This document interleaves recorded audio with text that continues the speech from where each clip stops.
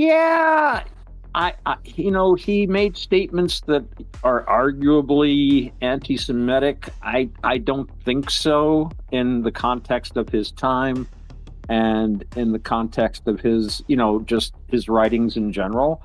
But certainly he was very celebrated in his time, by the church and by people around him. I've never heard of anything that I would call moral turpitude or anything, that I think would disqualify him for being declared a saint. But politically speaking, yeah, I could see where there are. In the modern context, I sort of Jen said out of context. Yeah, what we might consider as being morally tame. Yeah. And of course he has a lot of he has he's very popular with people that are traditionalists, I think, and that's a very, very strong element, I think. I mean, I don't know really what the politics of the church are these days, but I have noticed that there seems to be a disconnect between the laity, who have more traditional instincts, and the clergy, not all of whom, but many of whom have been taking this woke kind of approach to things. We have to update the church, we have to change the church, and it's like, all I see is they're getting rid of sin, and it's like, what good is a church without sin? Seriously. I forget what he was saying. I think it was actually Alan Watts who said, he was a priest himself for a while before he left, and he said, the 7 deadly sins are celebrated now. The only thing they lecture you on is maybe a little sexual irregularity, but things like greed and sloth and envy, these are all very important to keep capitalist society along. Which version of the church is this? Big Catholic. Which update package is the pagan church? I was just going to say, me and Tan were having this brief discussion the other day about the Anglican Church, and if you see what's happened in the UK as far as the Anglican Church is concerned, including a new Archbishop, which is a woman. Yeah. Yeah. And all the wokery in relation to that. Yeah, not so much, I mean, it's her attitude more than, her herself. I mean, if they want to have women as priests and bishops and so forth, I guess that's their decision. I think that itself is questionable from the point of view of the traditions of the church, but just her whole attitude of, again, it comes back to where people want things that are supposed to represent timeless truths to change.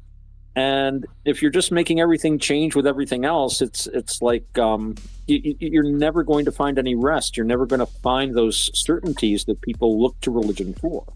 Now, you can argue whether those are true certainties or not, but I'm just saying any kind of religion is supposed to be giving you certainty. It's supposed to be giving you a grounding. So if you're just changing the grounding with whatever the TV is telling you that you should change it to, you're not a religion anymore. You're just another affinity group. It kind of loses its punch. I look at it like this. So, like, for like during a period of my life where I had a period of my life where I just didn't update my computers. I was too paranoid. It's like, no, they're just uploading crap to my systems, making it more vulnerable. But as time went by, I find I could do less and less things and less social things because my computer's not updated. Right. And I kind of see religion like that as well. Okay. Well, that's kind of hip and new and the modern way of looking at things, but the truth of the matter is that's not how religion works. I go the opposite direction. I think people need to stop trying to relate what these texts are saying to today's modern hip world. The texts were written according to that time period and for specific reasons. You know what I mean? And it's not our place to try to relate to what these these texts are saying, because they're just straight out saying exactly what they mean. Like, women don't belong as head of the church because they should be subservient to the man. Well, That's it's a stated little more under, complicated. I think, we have this. I've noticed this a lot when they say, "Well, I was watching a thing where it's like, men got to do this and this, and women only got to do this and this, and they were oppressed." But I think in traditional societies, it was simply that different work was assigned to different genders. There were different gender roles, and the church comes out of a very, very old tradition where men do certain things, women have some responsibilities, men have some responsibilities. And in the old days, every single member of the family was contributing. It was tough to just live. Everybody had to work all day. So this whole idea of oppression was like they were being oppressed by hunger and disease and war. That's who they saw as the oppressors. So when women were not made into priests, well, I don't think anyone even thought about that, women or men. It wasn't a field that. There are religions where you had priestesses and stuff, but this isn't the milieu that Christianity was coming out of. Right. But in Christianity, God does not talk to women. Well, I know a lot of Punch men them in that the would throat. love to be able to get away with that. When you're God, you don't have to talk to the women. Well, I'm sure. He talked to Eve. What about Mary? Well, it's like I was going to say the the Annunciation. mother of Jesus, but I think that angelic visitation is, in a sense, the word of God. I know the tradition of Metroton is the voice of God. But right at the beginning, at the fall, God talked directly to Eve. Yeah. So, he said, "You should be ashamed of yourself, woman." Did he not talk to Adam, and Adam was supposed to convey the message to Eve? Well, no. Adam was there hiding when God talked to Adam. Adam was hiding behind the tree in shame. Adam was a wuss. Adam was there when the snake tempted him, and Adam and Eve was there when God talked to Adam. But then, he talked to him and he tried to throw the blame. It's her fault.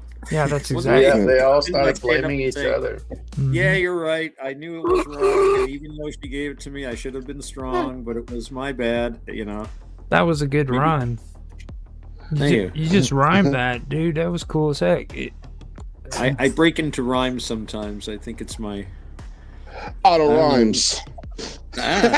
Well, I have Irish genetic background, and I've got Penobscot genetic background, and both peoples are known for singing a lot and making up songs and poems and stuff as they work. So maybe it's a genetic predisposition to poetry. That are using magic, doing your druid ways. That could be for all to see. Aha, Mark returns. Best dressed man in the group. Don't make me put you on my albums now. I'll do it. So you have I'm a lyricist. I write music. I'm with dojohiphop.com. There you go. Nice. Yeah, music label. So Nice. I have not created. I have not recorded anything. I've got like 13 albums written down, but I haven't recorded anything yet. I wrote a musical comedy play once, but I never produced it. I wrote the first scene or the first act, and then I wrote like a script treatment for the rest of it. It was a musical comedy play about Aleister Crowley. See, now that's cool. That would be cool right there. That because like we've had conversations about that stuff. That's actually pretty good stuff to. Well, after I wrote it, I looked at the first act and I said, no one's going to get this. There's like 10 people I know in the whole planet that would actually get my jokes about it, because it was all like very arcane, weird little references to like his life and things. And, he founded the neo-Masonic group called the OTO, the Ordo Templi Orientis. Yep. And their whole thing was they would do like Arabian Nights stuff. They dress up in like keffiyehs and burnouses and stuff and pretend to be, it was just like their little way they play dress up and for their ceremonies. So I had in the opening, because Crowley was always going on about him being, the star in the West and all this sort of thing. So when he was born, we had three guys robed a la the three wise magi, the three wise men, and they broke into a song, "We Three Kings of OTOR, following our lovely star." These are all like references to Lamech religious ideas that it was pretty bad, but if I ever find it, I'll post it. I don't know what happened to it. This is like probably about 25 years ago I wrote this. 30 years ago. Nothing bad about that. That actually sounds pretty interesting, to be honest.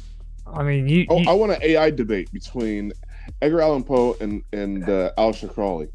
That would be awesome. I don't know. Poe was a whole different. That's like apples and oranges. He was a brilliant writer. Yeah, he was like a really brilliant writer. He invented Sherlock Holmes.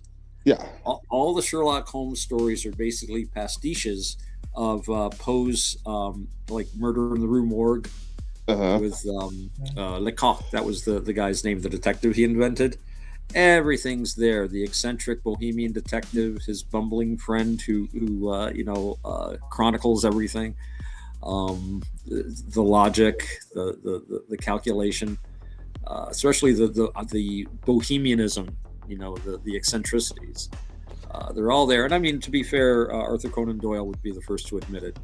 He did say that he took a lot from that. But yeah, Poe was brilliant. Well, it's like I said too. He was probably one of the first punk rockers. Oh yeah, didn't I say he would be emo? No, emo's cool. Don't get me wrong. He probably would have enjoyed that, but his writing was just straight punk rock, dude. Like he was screamo. Well, writers back then were like rock stars, man. Books were important. People didn't go to the movies or binge watch TV shows. So when your favorite author showed up, I mean, when Charles Dickens would go on tour, people would stay out overnight in line so that they could get a seat. Just like they do with rock and roll bands today. Oh, really? He would have standing room only. Yeah. He did these amazing tours. He was in poor health too, but he managed to get by. They had laudanum back then. And he'd do his laudanum and keep going with the pace of the shows. He even had a special reading desk that he designed for himself, like a little combination lectern and table and stuff that he used specifically to talk. Man, you're talking about Bruce Dickinson, right? Charles Dickens. Oh. Well-known Dutch author, yes. Oh, okay.